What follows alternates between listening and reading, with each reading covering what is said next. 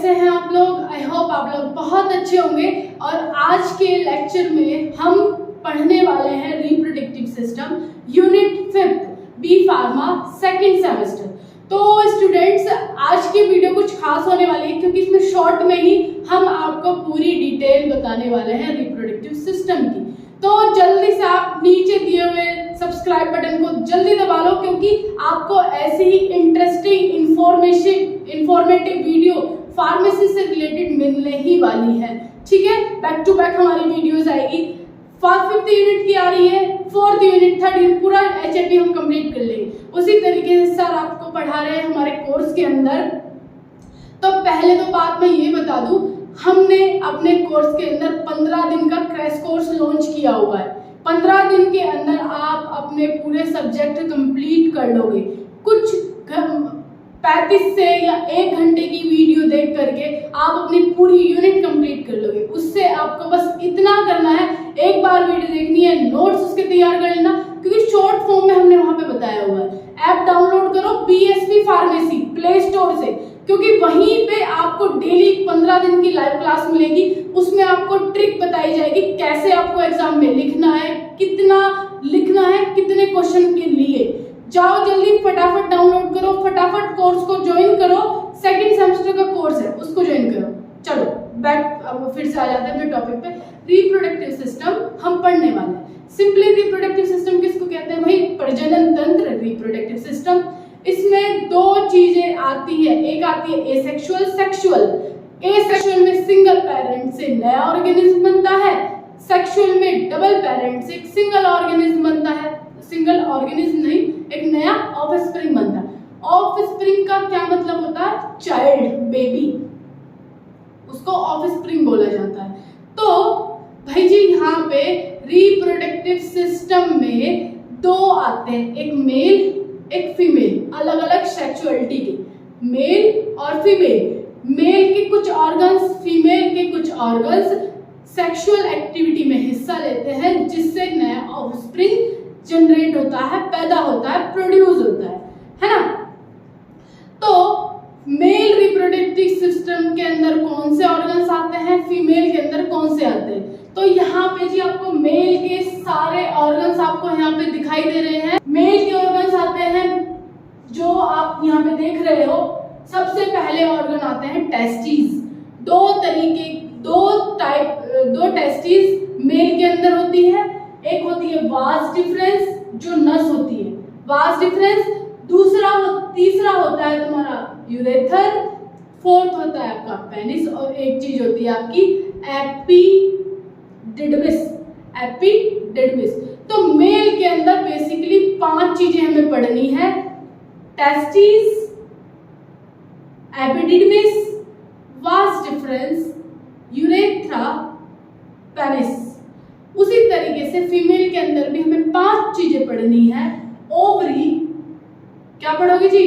Ovary, उसके बाद fallopian tube, ovary, fallopian tube, और उसके बाद यूरेथर, उसके बाद आपको सर्विक्स और वेजाइना।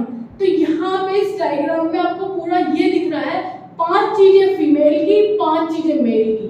तो यहाँ पे सिंपल बात ये है, रिप्रोडक्टिव सिस्टम में मेल के 5 ऑर्गन आ रहे हैं, फीमेल के 5, जो हमें बस याद रखने हैं 5। वैसे तो बहुत सारे होते हैं, लेकिन इन 5 को अगर आप याद कर लेते हो, बाकी के आपको याद करने की कोई जरूरत नहीं है।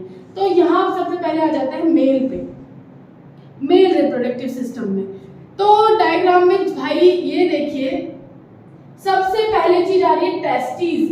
टेस्टिस के अंदर ही स्पर्म्स प्रेजेंट होते हैं। क्या प्रेजेंट होते हैं जी? स्पर्म।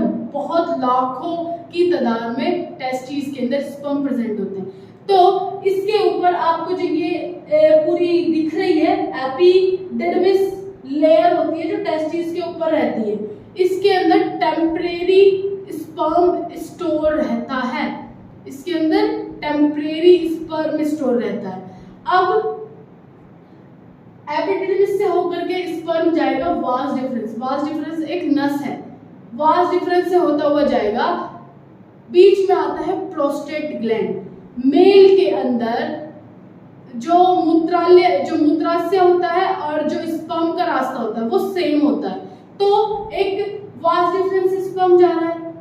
ब्लैडर आपको दिख रहा है, ब्लैडर और जो वास डिफरेंस है वो एक जगह जुड़ती है, बीच में एक गेट लगा रहता है जिसे हम बोलते हैं प्रोस्टेट ग्लैंड। प्रोस्टेट ग्लैंड भाई क्या करती है, जब पेशाब करना होता है तो वो स्पर्म को रोक देती है, अगर स्पर्म रिलीज हो रहा है तो यूरिन को रोक देती है। दोनों को अलग अलग टाइम पे रिलीज करती है, एक टाइम पे रिलीज नहीं करती है, ठीक है। फिर यूरेथर पेनिस के बीच में जो आपको ट्यूब दिखती है उसमें उसे यूरेथर बोलते हैं, उसके थ्रू स्पर्म और यूरिन रिलीज होते हैं। पेनिस से स्पर्म रिलीज, पेनिस हेल्प करता है वेजाइना में एंट्री करवाने की, स्पर्म की एंट्री करवाता है penis. Penis is a secondary sex organ, male का सेकेंडरी सेक्स ऑर्गन पेनिस है, फीमेल का जो सेकेंडरी सेक्स ऑर्गन होता है वो होता है वेजाइना। मेल का जो सेकेंडरी सेक्स ऑर्गन होता है वो होता है पेनिस। मेल का जो फर्स्ट ऑर्गन होता है, सेक्स ऑर्गन होता है वो होता है टेस्टिस। फीमेल का फर्स्ट सेक्स ऑर्गन होता है उसको बोलते हैं ओवरीज। अब भाई यहाँ पे हमने स्पर्म कैसे रिलीज हुआ वो देखा। एक टाइम में नॉर्मल जो स्पर्म रिलीज होता है वो 7 ml रिलीज होता है। 7 ml में कम से कम लाखों स्पर्म्स प्रेजेंट होते हैं। लाखों स्पर्म फीमेल के वजाइना में एंटर करते हैं, फिर आगे की फर्टिलाइजेशन प्रोसेस होती है। उसी तरीके से मेल का देख लेते हैं, फीमेल में कौन कौन से ऑर्गन्स आ रहे हैं। फीमेल का जो आपको डायग्राम दिख रहा है इसमें ovary, fallopian tube, uterus, cervix, vagina, इतने आपको याद रखने ही रखने हैं। Ovary, fallopian tube, cervix, uterus, cervix, vagina, इतनी सारी चीजें, मतलब 5 चीजें हो गई। अब इसमें स्पर्म की एंट्री हो रही है जी। यहाँ पे देखो स्पर्म की एंट्री कैसे हो रही है।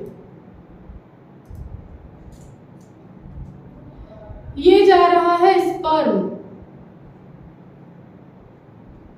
दिस, ठीक है। तो फीमेल रिप्रोडक्टिव सिस्टम में ओवरी के अंदर से एक ओवम, एक एग रिलीज होता है जिसे हम बोलते हैं ओवम। ओवम फैलोपियन ट्यूब में जाता है, वहां पे स्पर्म आकर के मिलता है, फर्टिलाइजेशन प्रोसेस होती है फैलोपियन ट्यूब में। फैलोपियन ट्यूब में फर्टिलाइजेशन प्रोसेस होगी। अब वो फर्टिलाइजेशन प्रोसेस जाइगोट बन जाता है जब ओवम और स्पर्म रिलीज मिलते हैं। ये देखिए यहाँ पे ओवम और स्पर्म मिल चुके हैं, इनका फर्टिलाइजेशन हो चुका है, उसको बोलते हैं जाइगोट। अब ये जाइगोट एंट्री करता है यूट्रस में। बाकी जो 9 महीने बच्चा ग्रोथ करता है, उसकी डेवलपमेंट होती है, वो यूट्रस के अंदर ही होती है। फैलोपियन ट्यूब में सिर्फ फर्टिलाइजेशन होगा, मतलब ओवम और स्पर्म मिलेंगे, जाइगोट बना लेंगे। अब वो जाइगोट एंट्री करेगा यूट्रस में, यूट्रस में बेबी पूरा ग्रोथ अपना वहां पे करेगा, डिलीवरी के टाइम रिलीज हो जाएगा। मेल के अंदर हार्मोन रिलीज होता है टेस्टोस्टेरोन, जिसके कारण बॉयज की जो आवाज है वो भारी हो जाती है, चेस्ट पे हेयर्स आने लगते हैं, दाढ़ी मूछे टेस्टोस्टेरोन के कारण आते हैं। उसी तरीके से फीमेल के अंदर हार्मोन्स प्रेजेंट होते हैं, oestrogen, progesterone, luteinizing hormone. Luteinizing hormone milk production करता है, प्रोजेस्टेरोन भी मिल्क प्रोडक्शन करता है। एस्ट्रोजन मेंस्ट्रुएशन साइकिल 10, 11, 12, 13 साल की उम्र में फीमेल्स के अंदर मेंस्ट्रुएशन साइकिल स्टार्ट हो जाती है, ब्रेस्ट साइज इंक्रीज हो जाता है एस्ट्रोजन हार्मोन के कारण, ठीक है। तो ये बिल्कुल शॉर्ट फॉर्म में आपको रिप्रोडक्टिव सिस्टम बताया गया है, मेल और फीमेल रिप्रोडक्टिव सिस्टम। बेबी कहाँ पे डेवलप होता है, कहाँ पे उसकी फर्टिलाइजेशन होती है, ये बताया गया है। अगर आपको डीप पूरी नॉलेज लेनी है, एक ही यूनिट में हमने सारा कंप्लीट करवा दिया है। मात्र 1 घंटे की वीडियो में आप इस यूनिट को पूरी कवर कर लोगे, जितना आपको एग्जाम में लिखना है। तो उसके लिए जी आज हमारा लेक्चर हमने शॉर्ट फॉर्म में मेल रिप्रोडक्टिव सिस्टम के ऑर्गन, फीमेल के ऑर्गन, सारी चीजें बता दी बिल्कुल शॉर्ट फॉर्म में। अगर आपको इसको थोड़ा डीप में पढ़ना है, इसकी डेफिनेशन देखनी है कि मैं एग्जाम में क्या क्या लिखूंगा, पूरी यूनिट देखने के लिए मात्र एक ही वीडियो में आपको पूरी यूनिट मिल जाएगी। जेनेटिक भी उसी के अंदर आपको जेनेटिक मिल जाएगा और पूरा रिप्रोडक्टिव सिस्टम मात्र एक वीडियो में मिलेगा। जाओ जल्दी से बीएसपी फार्मेसी ऐप डाउनलोड करो प्ले स्टोर से और क्रैश कोर्स को ज्वाइन कर लो, क्योंकि 15 दिन के अंदर आपके एग्जाम की तैयारी हम करवा रहे हैं। हमारी जिम्मेदारी हम आपकी जिम्मेदारी ले रहे हैं। जल्दी से जाओ प्ले स्टोर से ऐप डाउनलोड करो फटाफट फटाफट फटाफट, ठीक है। तो मिलते हैं आपको ऐसे ही इंफॉर्मेटिव वीडियो के साथ। जब तक के लिए धन्यवाद, बाय बाय, टेक केयर।